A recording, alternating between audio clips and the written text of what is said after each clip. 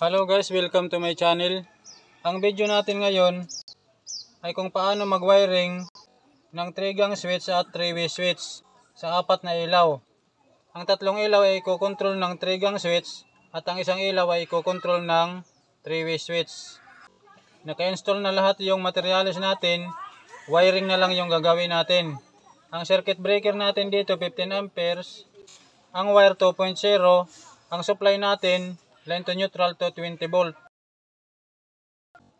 Itong neutral galing dito sa circuit breaker, dito natin i-connect sa tatlong receptacle. Ito, at saka ito. Sa neutral niya, ito. Tapos ito, para dito sa pangalawang receptacle. Ito naman, neutral ito dito sa pangatlong receptacle. Tapos ito, neutral ito, para dito sa pang-apat na box supply dito. Pagsasamahin natin ang 4 na yan.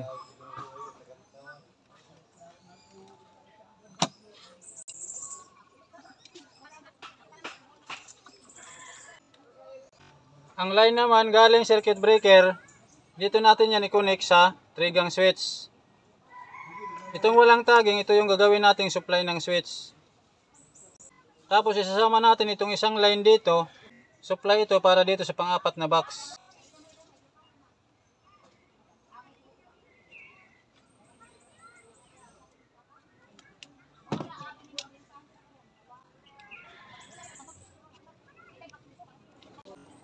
Ang dulo naman ito, dito na natin ito i-connect sa 3-gang switch. Ito yung 3-gang switch natin, nilagyan ko na ng jumper. Dito natin ito i-connect sa may jumper.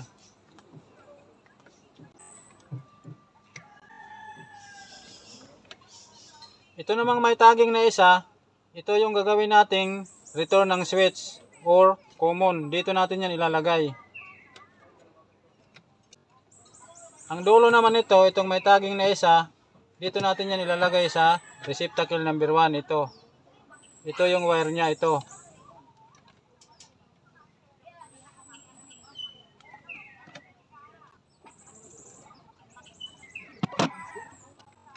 Ito namang may tagging na dalawa, ito yung gagawin nating common ng switch number 2. Dito yan.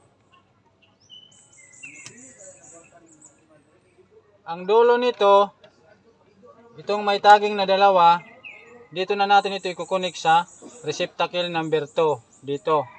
Ito yung wire niya, may tagging na dalawa. Dito yan.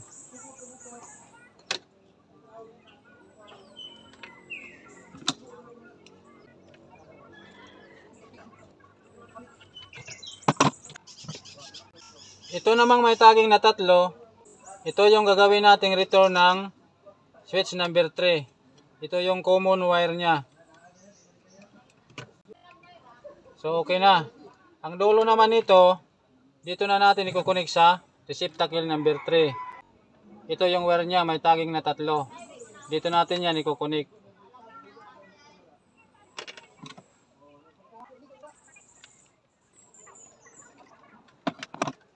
So okay na tayo dito. Dito naman tayo sa 3-way switch. Ito na ngayon yung supply natin dito.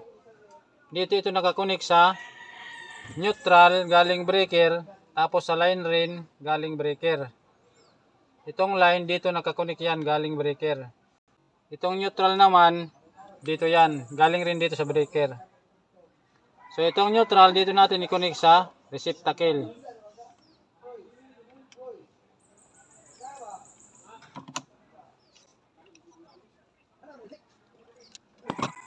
Ang line naman, dito natin i-connect papunta sa 3-way switch dito. Ito yan. Ito yung gagawin nating supply.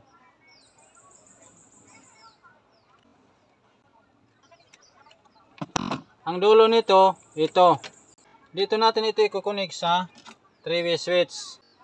Ito yung 3-way switch natin. Dito natin ito i-connect sa may label na 0 dito. Magkasama lang ang dalawang butas na ito. Ito yung common niya dito. Dito naman sa baba, may label yan dito na 1 and 3. Traveler ito. Itong supply galing breaker, dito natin i-connect sa common. Sa may label na 0. Dito yan. Ayan. Itong traveler naman, itong blue na wire dito, traveler ito. Dito natin ito ikukunik sa 1 and 3 ng 3-way switch. Traveler ito dito.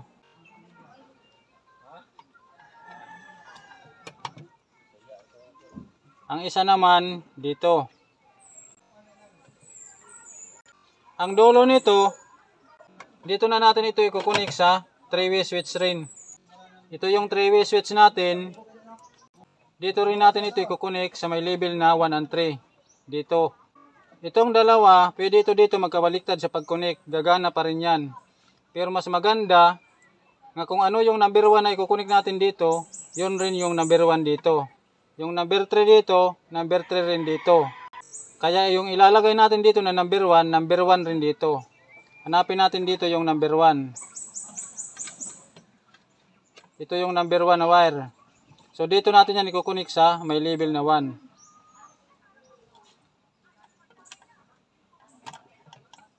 Ito namang isa, dito na yan sa 3.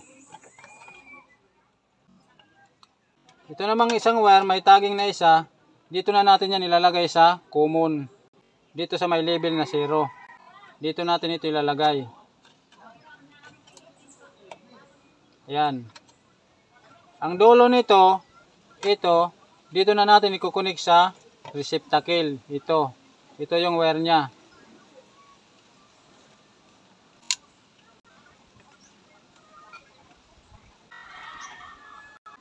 So tapos na yung wiring natin.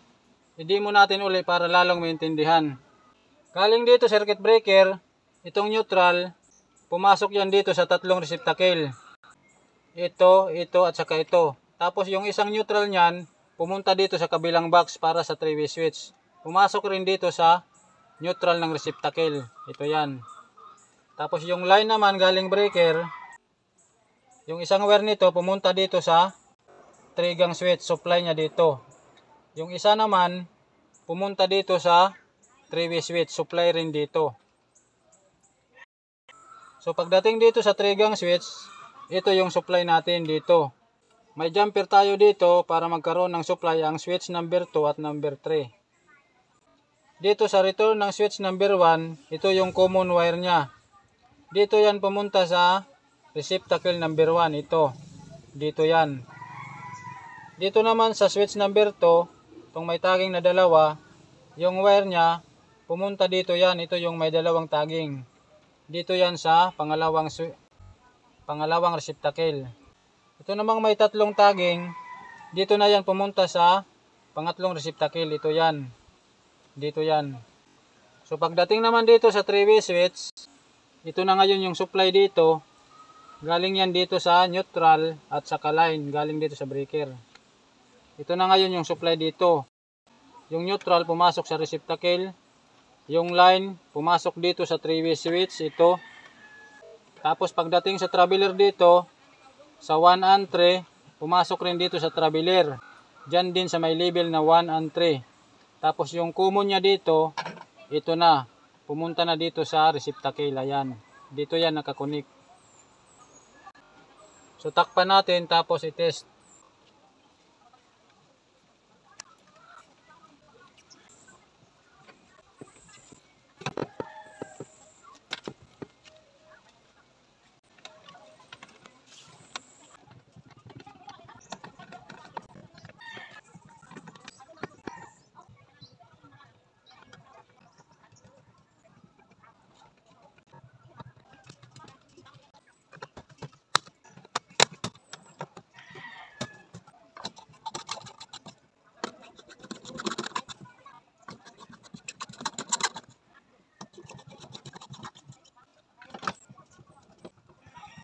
I-on natin ang circuit breaker.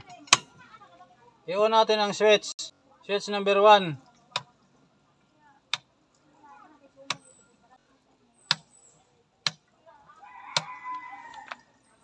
Dito sa 3-way switch.